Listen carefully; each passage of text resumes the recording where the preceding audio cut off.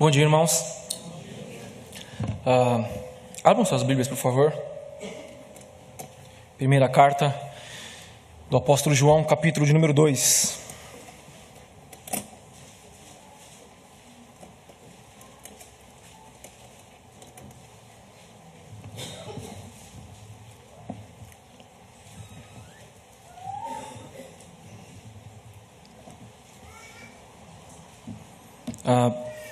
Nós daremos continuação ao nosso estudo, a nossa série expositiva sobre a primeira carta de João.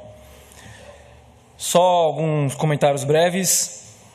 É bom lembrar que João ele escreve essa carta para combater uma heresia, a heresia docetista, que basicamente afirmava que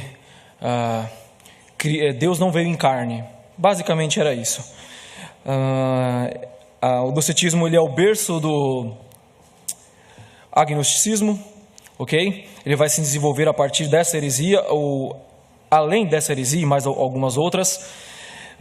Ele vem falando a respeito do que ele viu, do que ele tocou,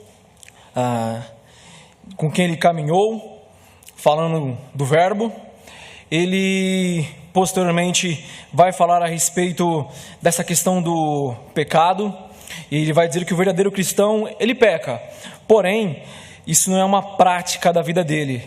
E ele chega até a dizer o seguinte: se alguém disser que não tem pecado, ele está mentindo, ou melhor, ele faz de Deus mentiroso. A verdade de Deus não está nele.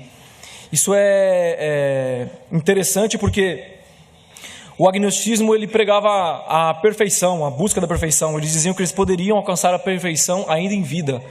E João ele vai bater justamente nisso. Não tem como alcançar algo assim aqui nessa presente era. Porém, ele começa assim o capítulo de número 2. Ele diz: eu estou escrevendo essas coisas não para que vocês pequem.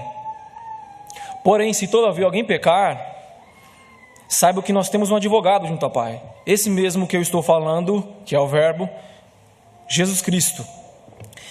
No decorrer do capítulo 2, ele vem falar a respeito do ódio e do amor, e ele vai dizer que aquele que ama, ele procede do Pai, e ele vai dizer que aquele que odeia ao irmão, lembre-se, ele está direcionando essa carta a igrejas, ou a igreja de Cristo, especificamente, de forma abrangente. Ele vai dizer que aquele que odeia seu irmão, na verdade, o amor do Pai não está nele. E ele diz que ele está andando ainda em trevas, não conheceu a verdadeira luz. Continuando ainda no capítulo 2, ele vai falar das diferentes classes, ou categorias, se é que eu posso dizer assim, de pessoas que há no seio da igreja. Há aqueles que ainda são filhos, ou seja, os novos convertidos. Há aqueles que já são jovens, aqueles que já estão mais experientes, estão no vigor da sua vida espiritual. Eles já caminharam mais com o Senhor. E há também os pais, aqueles que já são mestres na palavra, eles já são mais experientes, eles já conseguem ensinar aos mais jovens, aos filhos.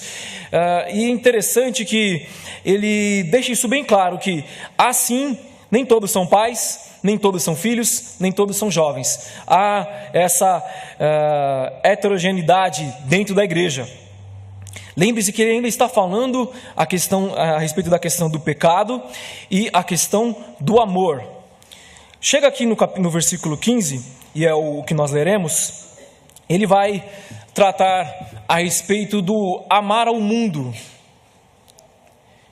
Nós, como igreja reformada, eu já falarei isso um pouco mais, nós como igreja, ou como cristãos que creem na tradição da reforma, na fé reformada, nós cremos que há a graça comum, que ainda há beleza no mundo, que nós podemos trabalhar para a glória de Deus, desfrutar do bem para a glória de Deus. Porém, agora, João ele vai tratar justamente disso, que nós não devemos nos apegar de maneira tal ao mundo, de que ele roube ou tome o lugar de Deus. Enfim, o título da mensagem, eu não sou muito bom com títulos, tá? O título da mensagem é Não ameis o mundo, pois o mundo passa. Vejam aqui, versículos 15, 16 e 17 do capítulo 2 de João. Diz assim: Não ameis o mundo, nem as coisas que há no mundo. Se alguém amar o mundo, o amor do Pai não está nele. Por quê? Tudo o que há no mundo, a concupiscência da carne, a concupiscência dos olhos e a soberba da vida, não procede do Pai, mas procede do mundo. Ora, o mundo passa, bem como a sua concupiscência. Aquele, porém, que faz a vontade de Deus, permanece eternamente. Algumas outras traduções dizem permanece para sempre. Percebam aqui que ele vai falar a respeito do amor ao mundo e diz que isso é contraditório, é um paradoxo não, mas é contrário ao amor do Pai. E ele não só fala do amor ao mundo, como ele também explica como se manifesta esse amor do mundo. E ele diz de 3 formas: concupiscência da carne, concupiscência dos olhos, soberba da vida. E ele vai afirmar que isso não procede do Pai.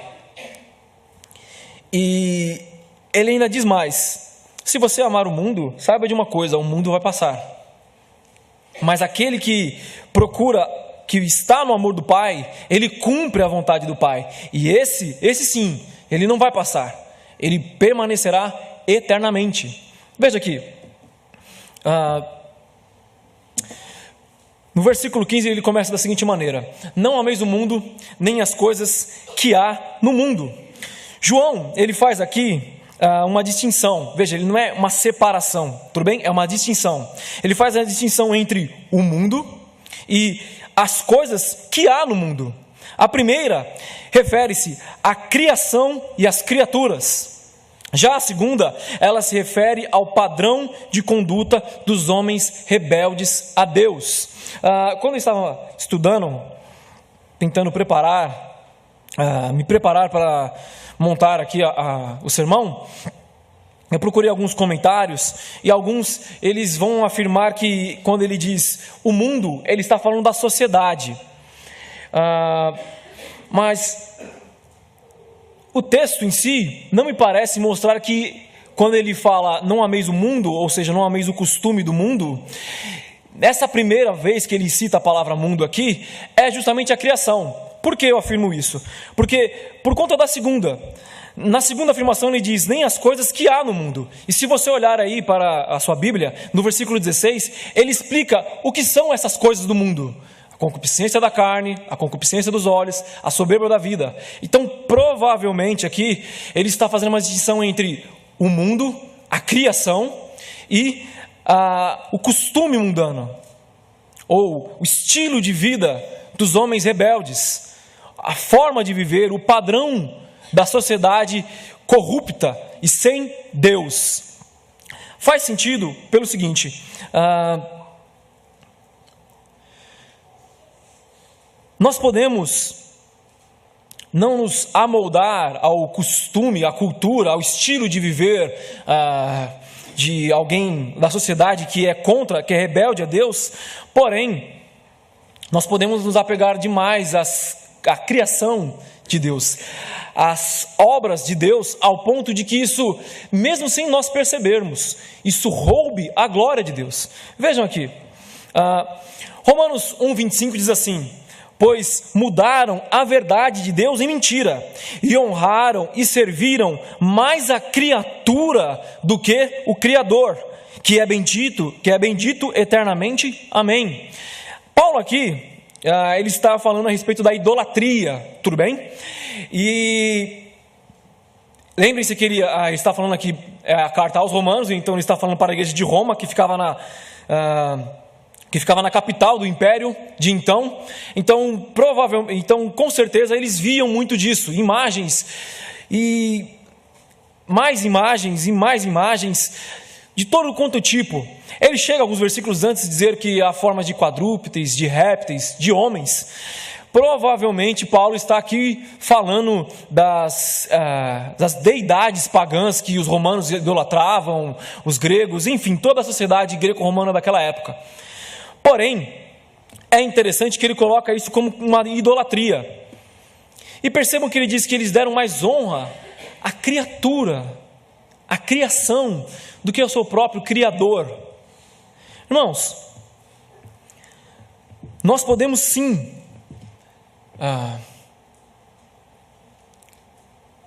desfrutar das maravilhas do Senhor.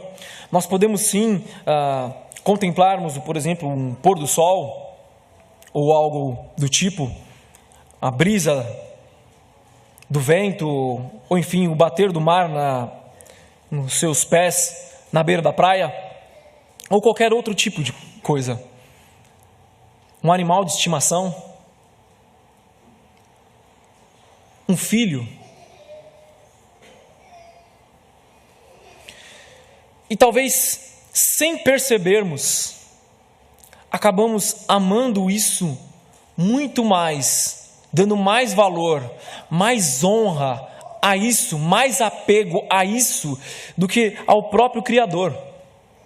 Podemos, sem perceber, acabar cometendo idolatria. E, irmãos, de uma maneira bem simples, bem sincera, em boa parte, e muitas vezes, melhor dizendo, nós acabamos caindo nisso sem perceber. Nosso coração ele é propenso à idolatria. O nosso coração ele é propenso a acabar se apegando demais às coisas do que a criação do Senhor, do que realmente ao próprio Criador. Nós podemos sim, mesmo sendo cristãos que estão continuamente estudando a palavra, lutam para obedecê-la, mesmo sem perceber, o nosso coração que é enganoso pode nos trair e acabarmos dando mais valor, mais apego, mais apreço a um filho, a esposa ou esposo, ou qualquer outro tipo de obra da criação, do que realmente mais ao Criador.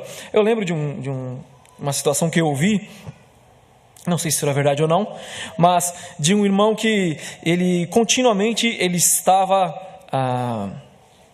continuamente na igreja. Ele sempre vinha a pé à igreja. Essas são uma daquelas histórias que os irmãos contam. E ele vivia pedindo ao Senhor: Senhor, eu quero um carro para poder me dedicar mais, poder ter um conforto melhor, poder estar mais presente junto com os irmãos na igreja. Até que um dia ele conseguiu esse carro. Todo domingo ele sempre arranjava um lugar para ir. Ou uma hora ele estava no parque, uma hora ele estava na praia, uma hora ele estava visitando algum parente. Todo domingo ele sempre arranjava um jeito de não estar congregando com os irmãos. Percebem algo desse tipo?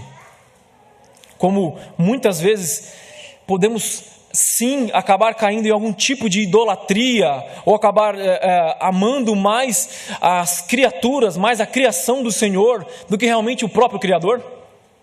Não se engane, irmãos. Não precisamos dobrar os nossos joelhos de frente de uma imagem para cometermos idolatria. Podemos sim cometer idolatria com outras coisas. Seja um celular, seja uma TV ou algo do tipo assim, seja o seu time de futebol. Prosseguindo, ele diz assim: se alguém amar o mundo, o amor do Pai não está nele. Percebam aqui o quão perigoso é o que ele está falando. Se alguém ama o mundo ao ponto de Deus não ter a primazia, o primeiro mandamento não ser cumprido: ouve, ó Israel, o Senhor nosso Deus é o único Senhor. Somente a Ele adorarás, somente a Ele prestará culto, de todo o teu coração, de todo o teu entendimento, de todas as tuas forças. Isso é prova de que, na verdade, o amor do Pai não está nele. Eis a questão lógica: se o amor do Pai não está em nós, logo nunca esteve em nós. E se nunca esteve em nós, logo nós nunca estivemos no Pai. Se nunca estivemos no Pai, logo nós nunca fomos dele.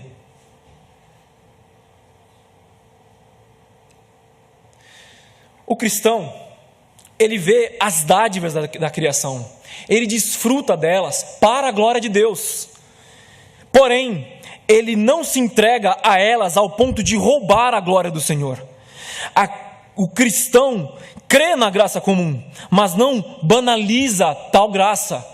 Vejam, a graça comum, ela é muito difundida, ela é muito ensinada e deve ser entre os cristãos de fé reformada. Nós cremos na graça comum, nós cremos que sim, há beleza ainda no mundo, nós cremos que sim, seres humanos, por mais que corrompidos pelo pecado, ainda são a imagem e semelhança do Senhor, manchada sim, mas ainda são a imagem e semelhança do Senhor, ainda conseguimos enxergar a beleza do Senhor num passarinho, ele cantando no galho da árvore. Conseguimos sim, por exemplo, nos reunirmos no final de semana em um local mais isolado e vermos ali na grama, nas árvores, naquela linda paisagem que nós vimos, amando o Senhor, a glória do Senhor. Nós conseguimos e podemos sim ver a graça comum sendo manifestada, por exemplo, numa pintura, um quadro, numa canção, mesmo que não seja de alguém que professa a mesma fé que a nossa, nós conseguimos sim ver a graça comum nisso. Porém, todavia, entretanto, o cristão verdadeiro, ele busca e ele luta para que isso não seja banalizado no seu proceder, na sua vida. E desde aquela época já havia cristãos que diziam o seguinte, o gnosticismo falava sobre isso: não, Cristo nos salva, Deus já nos salvou, nós já somos moradores do céu, então pouco importa a nossa vida, pouco importa a nossa conduta, porque se é Deus que salva, então logo eu posso viver de qualquer forma que eu quiser, que Deus, Ele ainda assim me salvará. Não é o que o pessoal sempre gosta de dizer, uma vez salvo, salvo para sempre, quando nós tentamos falar a respeito da fé verdadeira para as pessoas? Então quer dizer que eu posso fazer o que eu quiser, se Deus me salvou, eu posso pular carnaval, que não vai ter nenhum problema?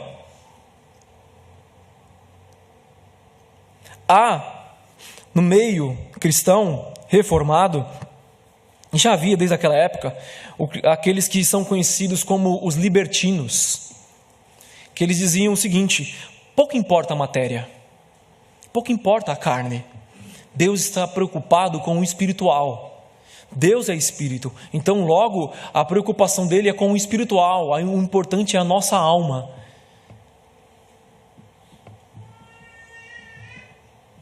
Há pessoas que nós vamos falar a respeito, mesmo entre nós, seja numa conversa por WhatsApp ou Facebook, enfim, nós vamos falar com a pessoa a respeito do viver para a glória de Deus, da santificação. E o que a pessoa ela diz? Não, se Deus quiser que eu pare de fazer isso, Ele vai fazer. O que é isso senão uma desculpa para que ele continue a pecar?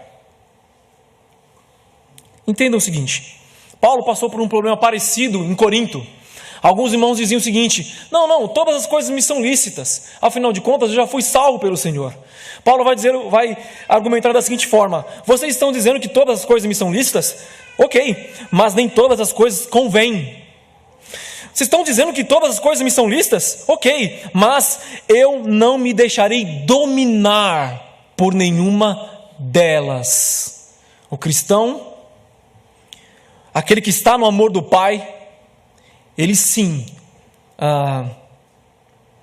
consegue trabalhar com as coisas que há no mundo, consegue ter convívio e conviver em harmonia com as coisas que há no mundo, porém ele não se deixa dominar por nenhuma delas. Isso não toma a prioridade na vida delas, isso não ganha destaque no seu viver diário.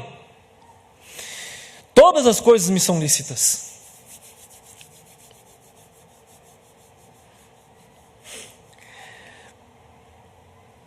será que há algum problema em eu tomar uma taça de bebida alcoólica?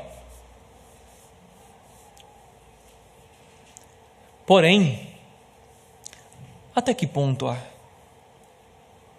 Deixa eu te dizer uma coisa, me permitam aqui, eu sei que para alguns vai soar um pouco banal demais, ou infantil demais, mas deixa eu contar, eu não sou muito adepto disso, mas deixa eu contar uma historinha seguinte. Existia aquele seriado Os Trapalhões, me perdoem se alguém ficar ofendido, mas eles tinham várias esquetes, e eu lembro que uma das esquetes era o Mussum. Ele está sentado numa mesa de bar, ele está bebendo, várias garrafas em volta, e chega o Dedé. E chega e senta perto dele e fala: rapaz, eu vejo você bebendo e nunca vejo você bêbado. Ele diz: não, eu tenho uma tática. Está vendo ali na porta o segurança? Aqueles 2 seguranças? Quando eu estiver vendo 4 daqueles 2 seguranças, isso quer dizer que eu já tenho que parar. O Dedé olha para a porta e diz: não tem 2 seguranças, só tem 1 segurança.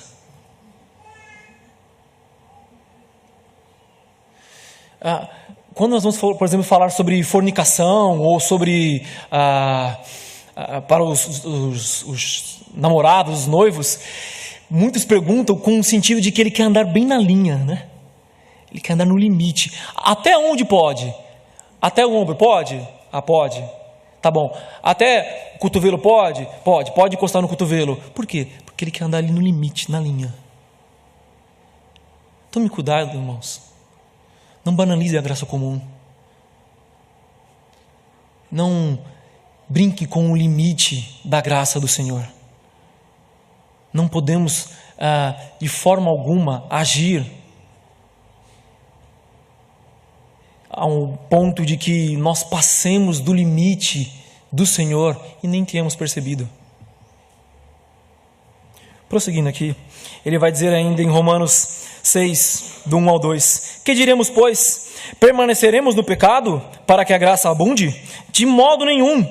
Nós que estamos mortos para o pecado, como viveremos ainda nele?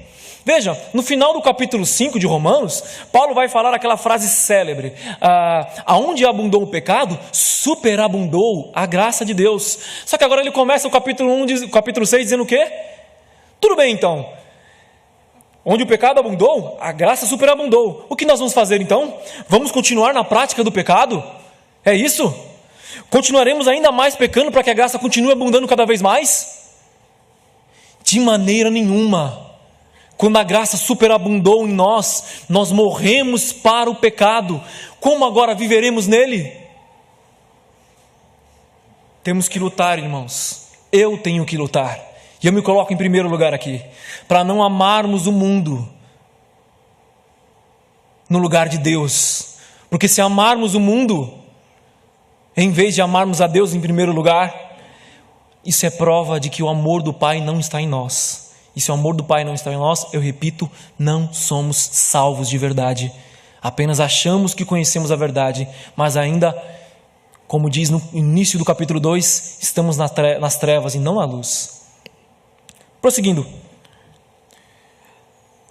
Vejam aqui o seguinte. Ok, ele diz: se amamos o mundo, o amor do Pai não está em nós. Cristo, ele fala algo parecido no capítulo 6, versículo 24 de Mateus. Ninguém pode servir a 2 senhores, porque há de odiar a um e amar ao outro, ou se dedicará a um e desprezará o outro. Não podeis servir a Deus e a Mamon. O que eu quero dizer com isso? Se o mundo toma o lugar do Senhor, é isso que eu quero dizer com esse versículo. Se o mundo toma o lugar do Senhor, nós não conseguiremos ficar com Deus. Ou a Mamon, ou a Deus. Ou nós amamos ao mundo, ou nós amamos a Deus. Sempre houve isso. Desde o início, desde o Éden, há a semente da mulher, há a semente da serpente. a Abel, a Caim. Eu poderia continuar aqui, aos filhos da luz, aos filhos das trevas, aos filhos de Deus, aos filhos do diabo. Eu poderia prosseguir aqui por toda a Bíblia. Não há uma terceira via, não há uma via do meio. Por mais que as pessoas queiram categorizar, não, dá muito bem para conviver entre livre-arbítrio e soberania de Deus. Nunca houve uma terceira via. Eu já ouvi isso muitas vezes. Pessoas dizendo, não, mas eu procuro não ser tão radical assim. Não ser tão radical. Dá para ser no meio termo ali. Apocalipse vai dizer o quê? Você não é quente, não é frio, você é morno. E quem é morno, o que acontece? Não podemos servir a dois senhores. Ou amamos ao mundo e o amor do Pai não está em nós, ou estamos no amor do Pai, o amor do Pai está em nós e não amamos ao mundo. Versículo 16. Ele vai dizer assim: porque tudo o que há no mundo, percebam, até agora eu estou falando a respeito da criação do Senhor e ainda no versículo 15 ele vai dizer que o mundo e as coisas que há no mundo. Agora no versículo 16 ele vai explicar melhor o que são essas coisas que há no mundo. Ele diz que é a concupiscência da carne, a concupiscência dos olhos e a soberba da vida. Alguns comentaristas, como Calvino, por exemplo, vão dizer que ele tenta resumir aqui em 3 termos, aqui em 3 definições, toda a corrupção mundana, todo o estilo de vida da sociedade corrupta, depravada e sem Deus. Alguns vão dizer que não, que isso aqui não é um resumo definitivo. Ele apenas está usando alguns exemplos para dizer qual é o costume do mundo, qual é o costume da sociedade mundana. Enfim, seja um, seja outro, fato é o seguinte: ele diz que essas coisas pertencem ao mundo. E vejam o que é. Eu fui procurar o que é concupiscência no dicionário, porque é uma palavra que, não sei vocês, mas para mim não é muito comum, não é do meu uso, não é do meu linguajar cotidiano. E alguns, eu li pelo menos uns 2 ou 3 dicionários, acho que uns 2, se não me engano, os dois eles são categóricos em dizer que concupiscência é um desejo exagerado. É algo que vai muito além, que extrapola, é algo que não é contido, é incontido, é desmedido. O que seria, então, a concupiscência da carne? É o desejo exagerado, agora foi, em satisfazer a vontade carnal. Aqui não é algo externo, é algo interno. É satisfazer o seu próprio ventre, seus próprios impulsos. Alguns vão dizer que esse desejo, essa concupiscência da carne está falando de imoralidade sexual realmente.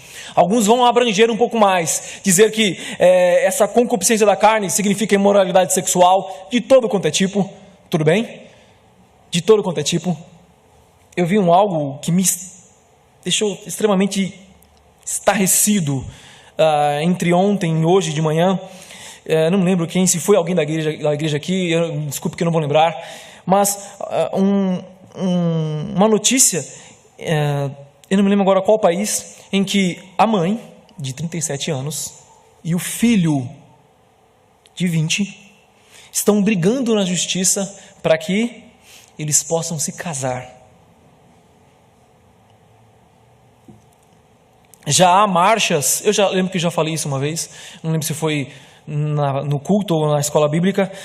Já há hoje em dia pessoas que estão fazendo marchas, enfim, passeatas pela zoofilia, defendendo a zoofilia. Eu não vou explicar o que é zoofilia porque você sabe o que é. Não há limites para a imoralidade sexual. O ser humano entregue a si mesmo. E lembrando novamente de Romanos 1, ele se aprofundará cada vez mais no lamaçal do pecado. E a questão é que João está dizendo que isso é o que há no mundo, isso pertence ao mundo, é comum dele, é padrão do mundo, é o estilo de vida do mundo, ao ponto de que se nós que lutamos para permanecermos fiéis ao Senhor, tentarmos ir contra isso, falarmos que somos contra isso, somos retrógrados, somos ignorantes, somos intolerantes e por aí vai. Mas esticando um pouco mais essa definição de concupiscência da carne, alguns vão dizer que vale também para outras coisas, como a ira desmedida, pessoas iracundas, sabe? Eu falo A, o B. O resto eu já não me responsabilizo mais. Isso não acontece conosco? E onde está, lembrando de Gálatas 5, o domínio próprio? Alguns também vão afirmar que a concupiscência da carne também vai se aplicar à glutonaria. E essa aqui, os crentes, eu não sei se eu poderia falar dessa forma ou não, me perdoem, mas o retiro foi há um final de semana atrás.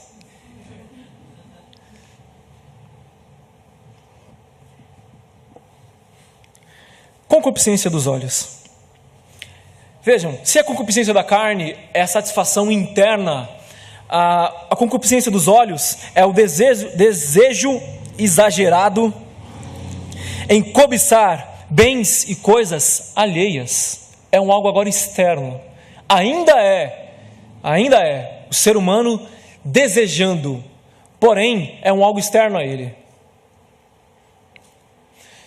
Quando nós falamos aqui concupiscência dos olhos, muitos já pensam na questão de cobiçar outras mulheres, enfim, mas os comentaristas vão dizer que também vai um pouco além disso.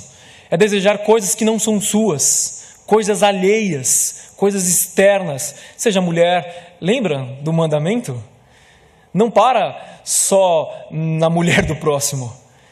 Ele vai falando de outras coisas, o boi, a plantação, nada do próximo. E a soberba da vida? E essa aqui, irmãos, é difícil, porque o ser humano, ele pende muito para isso. A soberba da vida aqui é a arrogância, é a vanglória, é a autossuficiência. E o ser humano, ele anseia por isso desde o Éden, irmãos. Ser autossuficiente. O ser humano tem por costume isso. Quantas vezes nós mesmos, às vezes, nos pegamos caindo nisso? Olha, você viu lá? Foi eu que fiz. Vejam, essa luta, ou melhor, essa manifestação pecaminosa, ela se manifesta até nas coisas mínimas. O pecado, ele é pecado porque transgride a lei, não por causa do tamanho dele, não por causa do tamanho da ofensa. A ofensa a Deus, ela é grande, seja em se vangloriar porque eu sou rico, porque eu consegui uma frota de carros, enfim, seja numa coisa simples, como dizendo, tá vendo? Ninguém abraçou ela, mas só eu fui lá abraçar a visitante.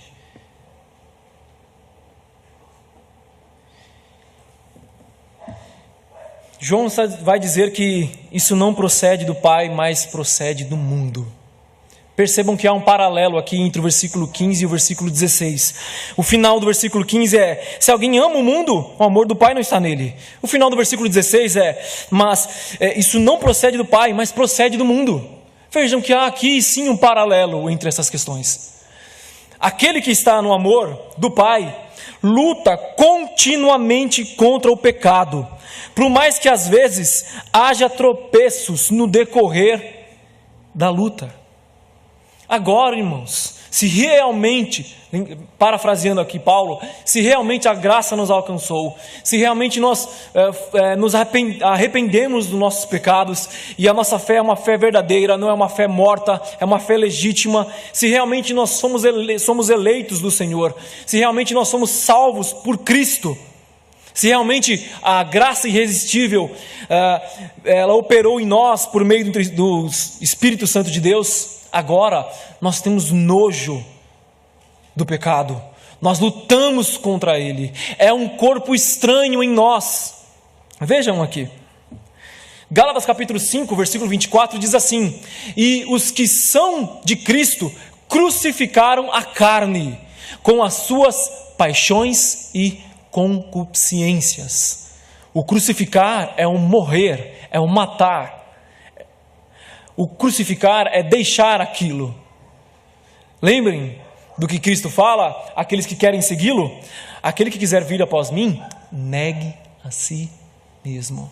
Negar a si mesmo eu não tenho mais desejo por isso, eu não quero mais fazer isso. Não, negar a si mesmo eu mesmo quero, mas por causa de Cristo eu não faço. Eu luto contra mim mesmo. Paulo chega a usar um superlativo, dizendo: eu esmurro o meu próprio corpo, para que ele continue caminhando, para que ele obedeça, faça a vontade do Senhor. Nós, se morremos com Cristo e ressuscitamos com Ele, Cristo foi crucificado e nós também fomos.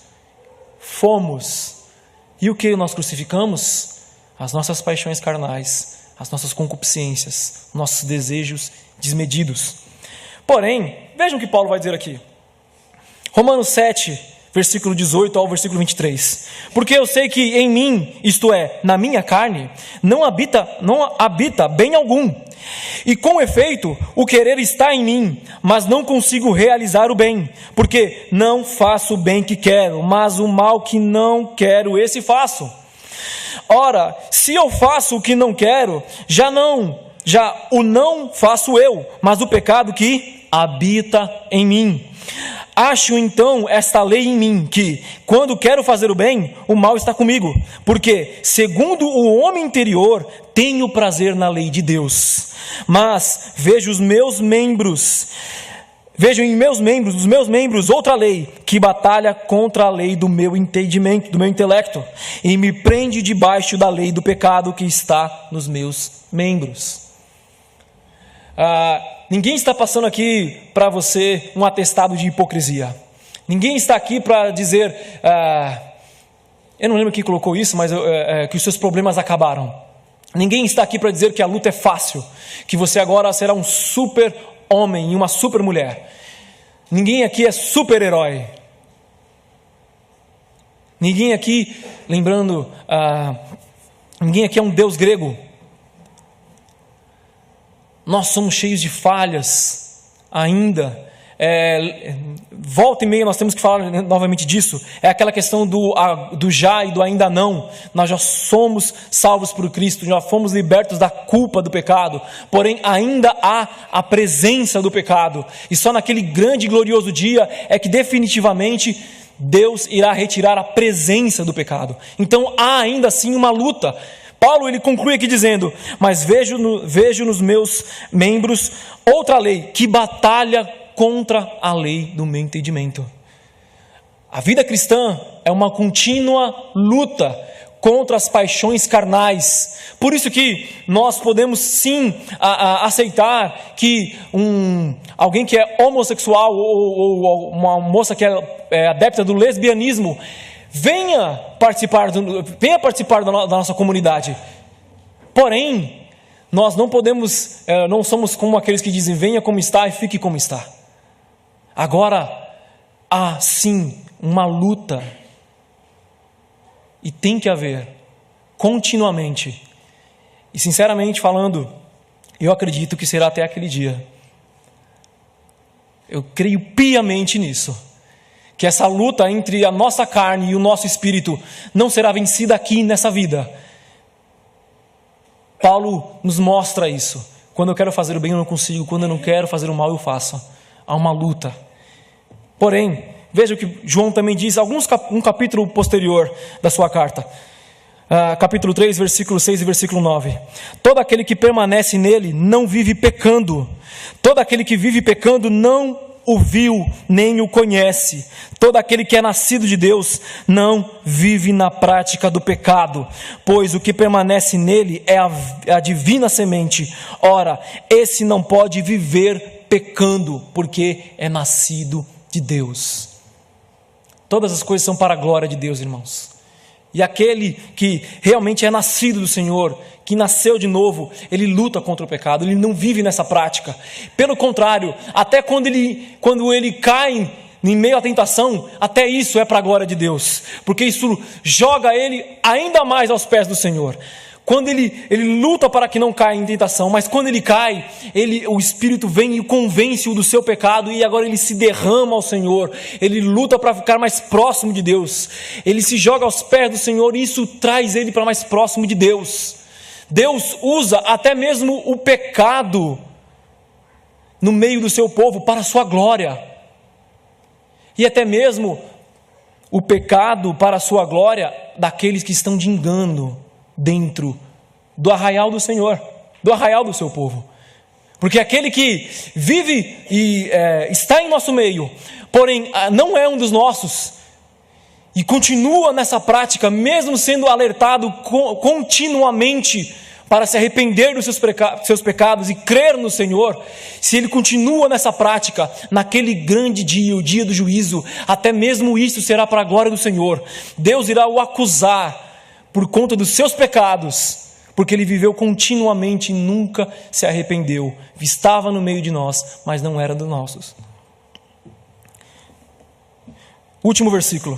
Ora, o mundo passa, como a sua concupiscência. Ele está falando aqui do amor do mundo, que não devemos amar o mundo, nem o que há no mundo. E ele diz, por que não devemos amar o mundo? Porque isso é prova de que o amor do Pai não está em nós. E detalhe, se você ama o mundo, esse mundo que você ama vai passar. A afirmação aqui, o mundo passa, provavelmente ele se refere às duas coisas. Ou que a vida humana é curta e passageira, ou que o estado atual da criação passará. Das duas, uma, ou talvez até mesmo as duas. Se for a primeira, veja o que diz aqui, Salmos 144, verso 4. O homem é semelhante à vaidade, os seus dias são como a sombra que passa. Gálatas 6, 7 e 8 vai dizer, não erreis, Deus não se deixe escarnecer, porque tudo que o homem semear, isso também ceifará. Porque o que semeia na sua carne, da carne ceifará a corrupção, mas o que semeia no Espírito, do Espírito ceifará a vida eterna. A nossa vida é curta, irmão. Eu sei que isso é batido, e vocês já ouviram isso muito, até mesmo em palestras de autoajuda, mas há verdade nisso. Nós não podemos deixar para amanhã aquilo que nós podemos fazer hoje. Seja pedir um perdão para a esposa, seja parar hoje e agora com aquela prática pecaminosa que nós continuamente pendemos a escondê-la. Não, ninguém. Isso aqui é o pecado nosso de cada dia. A vida passa, é passageira. Lembrem da parábola que o Senhor conta. Um homem teve uma grande colheita de trigo em sua fazenda, e os seus celeiros não comportavam, tamanha era a colheita. O que ele pensa? Eu vou derrubar, fazer celeiros maiores, estocar tudo e dizer, minha alma, se alegre, come e beba e viva em paz. E o Senhor diz, louco, hoje à noite pedirão a sua alma, o que você tem para apresentar ao Senhor? A vida é curta, irmãos. E por mais que isso nos doa ou me doa, a vida é como uma sombra. É passageira. O cristão, eu não posso me delongar aqui nesse comentário, mas o cristão genuíno, ele crê que a vida não acaba aqui, que ela continua no céu. Porém, a vida também não acaba no céu, ela continua. Mas o fato é que esse estágio, esse lado de cada eternidade, esse estágio no nosso viver, ele não durará para sempre. Não deixemos para amanhã a oportunidade de abandonar o pecado que nós cometemos hoje. Porque nós vemos continuamente nos noticiários que mais e mais vezes corruptos, homens perversos, políticos, bandidos têm tripudiado, se afundado cada vez mais no pecado. Não se engane, irmãos. Com Deus ninguém brinca. Ninguém zomba de Deus. Aquilo que o homem semeia, ele vai colher. Se é a segunda opção, que ele está falando aqui do estado atual da criação, agora aqui eu vou criar vai ficar meio tenso aqui entre pós-milenistas e amilenistas aqui, mas eu vou tentar aqui não entrar em questões polêmicas, mas se João está falando do estado atual da criação, que isso vai passar, isso tem concordância com o que Pedro vai dizer na sua segunda carta. Veja aqui capítulo 3, versículo 7. Mas os céus e a terra que agora existem, pela mesma palavra se reservam como tesouro e se guardam para o fogo, até o dia do juízo e da perdição dos homens ímpios. Apocalipse 21:1 vai dizer o quê? E vi um novo céu e uma nova terra, porque já o primeiro céu e a primeira terra passaram e o mar já não existe mais. Todas as linhas escatológicas, até mesmo, eu não vou colocar o dispensacionalismo como uma linha escatológica, eu rejeito isso. Mas pré-milenista, amilenista, pós-milenista, todos aqueles que entendem, vai passar. Mas aquele que lutou e que permaneceu fiel, vejam, aqui é perseverança dos santos. Aquele que permaneceu fiel e cumpriu a vontade do Senhor, esse permanecerá para sempre. Cumprir a vontade de Deus é sinal de que nós estamos no amor do Pai e de que nós somos destinados à vida eterna. Mateus 7 diz assim: nem todo aquele que me diz Senhor, Senhor, entrará no reino dos céus, mas aquele que faz a vontade do Pai que está nos céus. João 6,39 vai dizer: e a vontade do Pai que me enviou é esta, que nenhum daqueles que me deu se perca, mas que eu o ressuscite no último dia. A prova de que realmente nós somos eleitos do Senhor é que nós cumprimos a vontade do Senhor. Vejam, ele está dizendo aqui no versículo 21 do capítulo 7 de Mateus que muitos dizem Senhor, Senhor, mas na verdade eles não vão entrar. Eles não entrarão. Irmãos, finalizamos aqui da seguinte maneira: que não sejamos eu ou você que ouviremos isso. Vocês dizem Senhor, Senhor, mas vocês não entrarão no reino dos céus. Não amemos o mundo, irmãos. Não nos amoldemos à cultura do mundo, ao estilo de viver do mundo. A concupiscência da carne, a concupiscência dos olhos, a soberba da vida. Lutemos contra a arrogância, a vanglória que tanto nos rodeia. Porque isso é algo interno, não é algo externo. Não joga a culpa no diabo. Não joga a culpa na sociedade, como os filósofos atuais jogam. O pecado habita em nós. Lutemos contra ele. Não amemos o mundo, pois esse mundo vai passar. Vamos orar ao Senhor. Ó Pai, nós te suplicamos em o nome do Senhor Jesus. Nos dê força, graça, Senhor, para continuamente, cotidianamente, lutarmos contra as paixões e as concupiscências que há no mundo, Senhor.